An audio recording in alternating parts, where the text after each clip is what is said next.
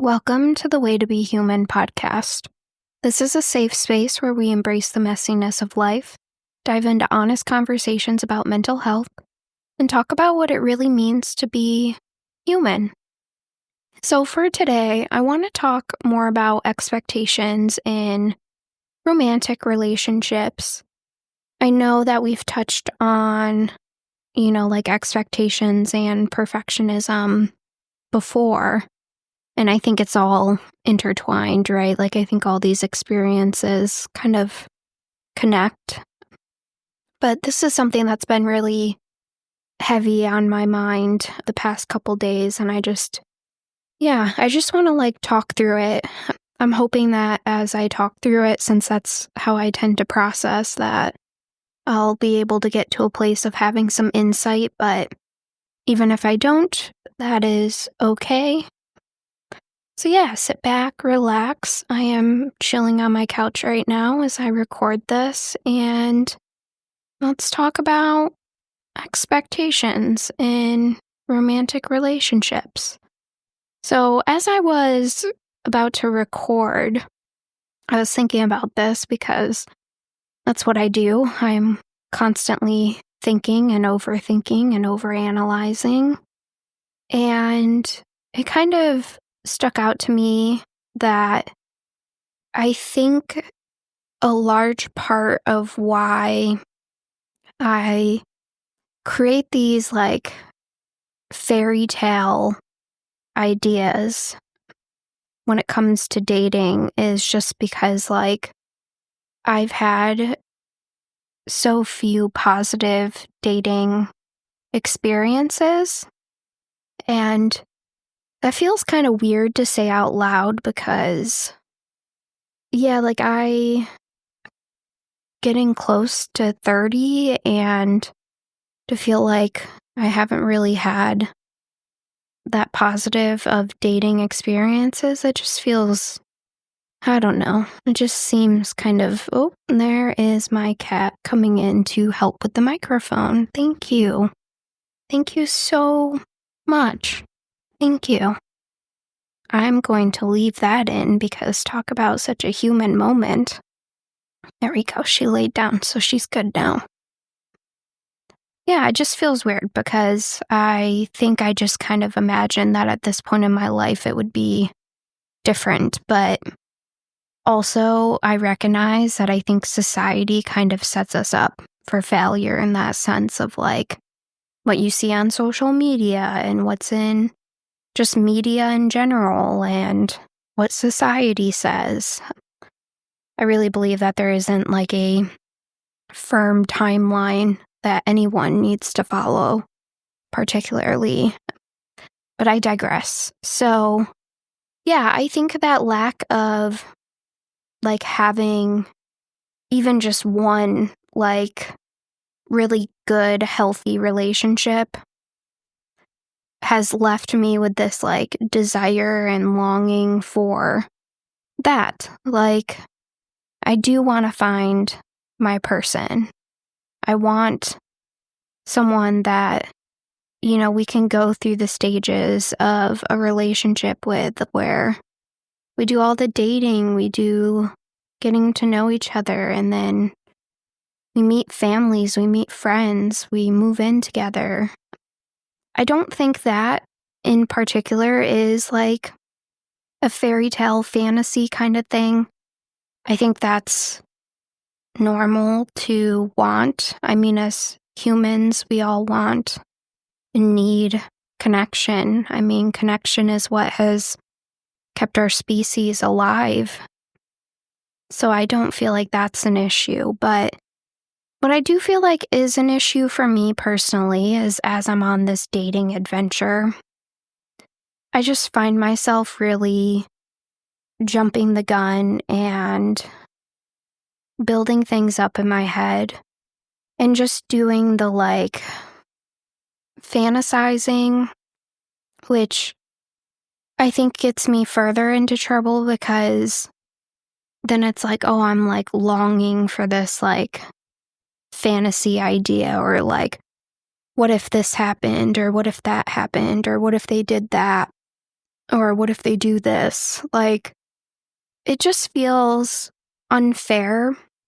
It feels unfair for the other person that I'm, like, doing this with because, yeah, like, it's like creating, like, a uncommunicated expectation, which is just weird. And that's not a judgment against myself or anything of that nature. It's just, I think, more of, how I'm processing through this where, yeah, I just kind of think like, oh, that's not fair. And then I think it's also unfair to me because it's getting me kind of like hyped up in a way and leading to disappointment or hurt. So I'm trying to figure all this out because I know I do this, I understand why I do this, but it's something that I don't want to continue doing because I'm seeing how on this journey that I'm on that it's just hurting me more than anything. But it's really hard. This is like a really hard thing. I think because these expectations around this like fairy tale fantasy of love and relationships like come from all sorts of different types of messaging, right? Like I was saying earlier, from the media, from TV, movies, books. And I'm a sucker for reading like a good love story.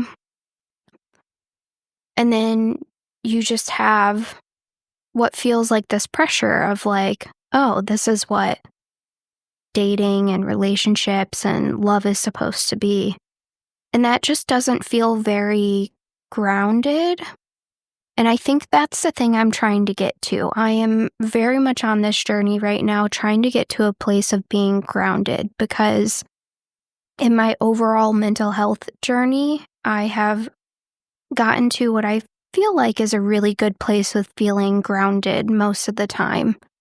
So the last thing I want is to introduce dating and that becomes the thing that's like the speed bump or like a disruptor. I don't know how best to say it, but I feel like y'all catch my drift. You're picking up what I'm putting down, hopefully.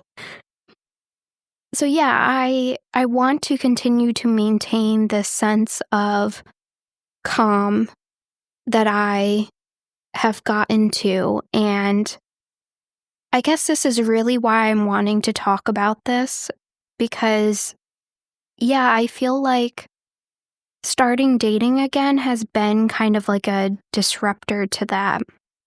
And I've had moments where I've thought to myself like, oh, it's just better off to be alone.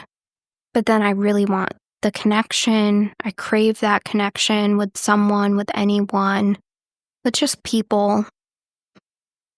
So I think where it brings me is that, like, yeah, I have the option of not continuing to date. But I think if I take that option, it's just prolonging the inevitable.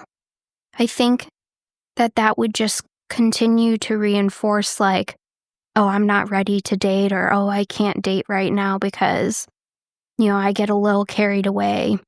And I don't think that's fair or accurate. I think I am very much ready to date. I think this is just another speed bump along the journey that I have the tools and the ability to work through and figure out what it means. Now, do I have the answer? Do I know what to be doing to ground myself in this? No. This might have to be a 2-part episode because, once I have therapy, maybe that'll help. But for right now, I want to continue dating. I want to continue just pushing myself in that way. And I think for the time being, I'm just trying to figure out how to navigate, staying grounded while doing all of this. And even as I'm talking through this, I think something that stands out to me is that I'm probably biased, but I feel like communication is a really big thing. Like, probably one of the most important things when it comes to relationships with other people. And I'm kind of wondering, I guess theorizing, it feels like, if the way I handle, having these expectations and trying to find a way to ground myself is if it's done through communication. And I guess the reason I'm pausing is because I don't know, what does that look like? Like, am I supposed to, just text this person and be like, hey, I'm a hopeless romantic and I have a lot of big thoughts and feelings around the direction we're headed in. I I don't know, that doesn't seem like the right way to handle it. Like, I think I would be very put off if I received a text like that. But that's, like, who I am as a person, like, that's me being authentically myself. So I guess I'm just wondering, like, what does it look like? What does communication in this sense look like? Hmm. I wonder if it's just about aligning, like, just aligning on where each person is. Something about that feels right. That feels like that kinda brings me to, like, the idea of, like, when 'cause I'm using these apps to date, which I know that's, like, a whole other topic of discussion. But, like, when somebody's like, "Well, what are you looking for on here?" Like, you're kind of getting that alignment at the beginning, which is grounding. I think my issue, if we go with that idea, is that I've done that with this person in particular, and I think now it's probably more about setting boundaries because there's just some things that happen that make me feel like it's heading in a different direction than the direction we talked about. So I think that's probably where there's like a need for communication to realign. And yeah, maybe that's what my next step is having. See, I'm hesitating because I know that I'm like, oh, that's like a tough conversation to have. But I think it's the answer, which, oh, talk about being human. Yeah, you can have these answers that might suck. But then there I go again. I'm like kind of assuming I know what the outcome's going to be, and that is not fair because I don't know what the outcome is going to be. Essentially, what I'm afraid of as I talk around this in like 30 different ways is that I'm afraid of getting hurt. And I think that's a very reasonable thing for most people. But with this person in particular, I think I'm very afraid of being hurt. And I don't know. I think if we go back to like how this conversation started of like building up these expectations and like fantasies, that's hurting myself and it's not fair. On the other hand, it's like I'm afraid to have this conversation because I'm afraid to get hurt. That's also kind of hurting myself because it's prolonging this expectations and fantasies. And yeah, like it's just a vicious cycle. Feels like a vicious cycle. So all of this is to say that I think when it comes to this like hopeless romantic stuff and expectations, I think the key ingredient is communication. And I think for me, that's going to look like connecting with this person and just realigning on what it is that we're doing and making sure that we're on the same page and that if there's boundaries that need to be set up, we set up those boundaries. If that works. And I think my other takeaway is that I'm already starting to get feelings for this person, and that's part of the problem in the sense that that is making me hesitant to have these important but tough conversations. So, oh boy, I cannot wait to do some further processing of all of this in therapy. I'm sure that's going to be a good time. Yeah, I think I'm going to end things here. That feels better. I feel like I was able to really talk through everything I needed to talk through, and hopefully this is relatable. Hopefully you're able to, take something away from this, whatever it is. Even if it's just knowing that you're not alone in going through all these life experiences. But as always, please feel free to reach out to me at waytobehuman@gmail.com. I'm open to topic suggestions or just feedback about the podcast. I keep playing around with the audio and I'm hoping that's getting better. All right, that's all for now, folks. We did some overthinking, oversharing, catching feelings way too fast.